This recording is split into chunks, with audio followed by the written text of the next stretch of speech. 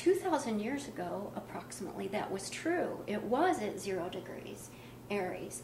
But because the Earth has a wobble, it changes. And right now, it's 23 degrees off.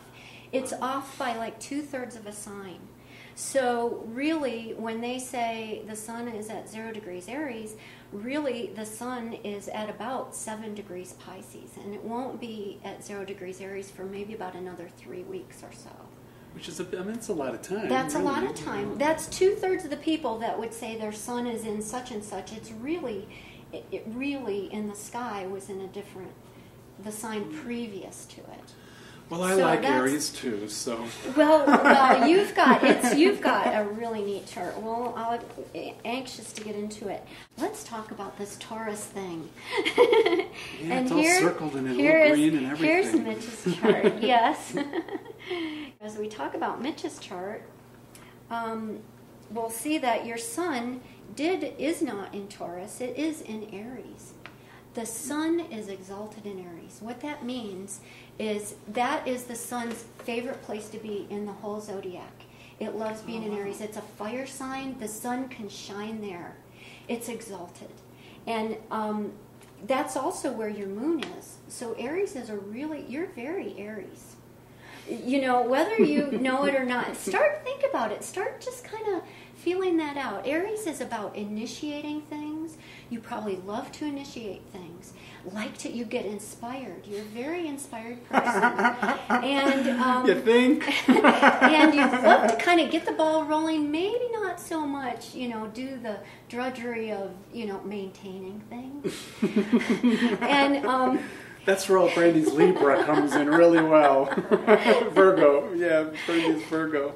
Now, what's really interesting about that, though, is the ruler of your ascendant, the ruler of Aries, Mars, is in Taurus. And so that gives you, and the ruler of your ascendant is a really important planet for everyone. So that does give you some Taurus traits. And Taurus is very, practical, earthy, very much about security, and Mars is your energy, and that's where you do put a lot of energy. You've got Saturn right there in your ascendant, and Saturn is exalted in Libra, so you've got this really happy, strong Saturn right there. That makes you also very responsible, and but when you have it here, I want to talk about something called a Mahapurusha Yoga. This is a Raja Yoga. It's a great person yoga. And it's a yoga of, that makes you, for Saturn it's called Shasha Yoga. And it makes you the leader of your village. And it gives you lots of leadership abilities and abilities to kind of rule. And you're also an example to people. They look up to you and that kind of thing. And you get that going. I'm feeling so humble right now. It's all true. And so you have that. It's really nice yoga.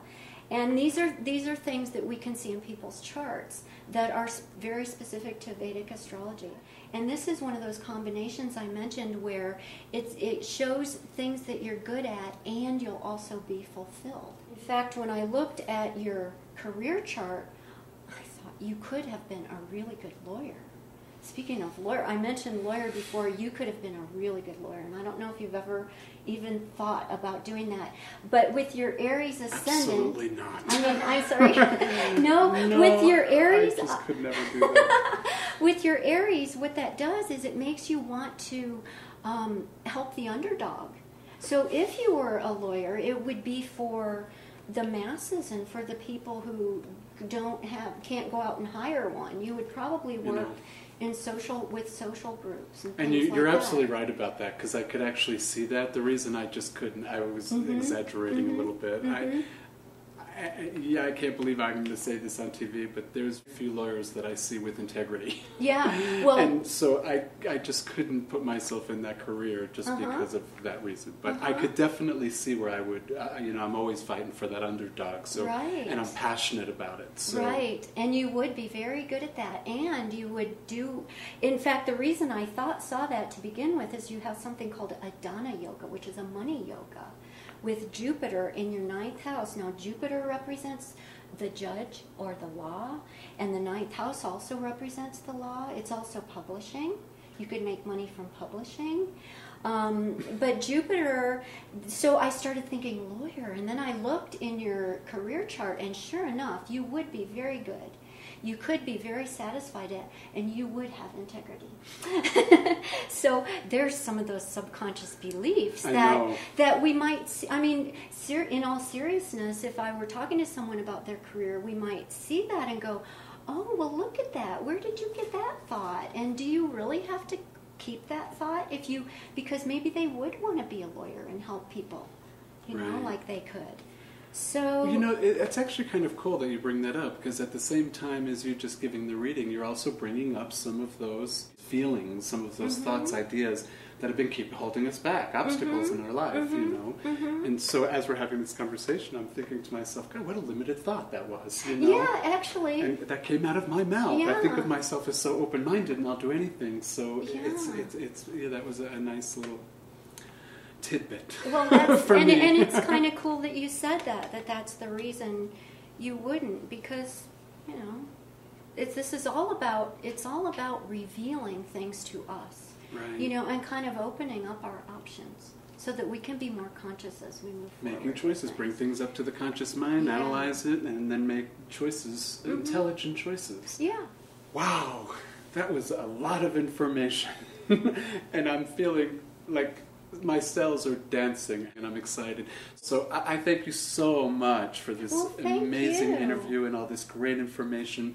Again, I've heard Vedic astrology. I've heard that term so many times. And it's so nice to have a deeper understanding of what that is, some clarity about that. And I'm sure the viewers who are interested are appreciating that as well. So thank you so much. Anything else that you'd like to say that, to really make this complete for you? Or I think the only thing I would say is to avail yourself of this amazing tool.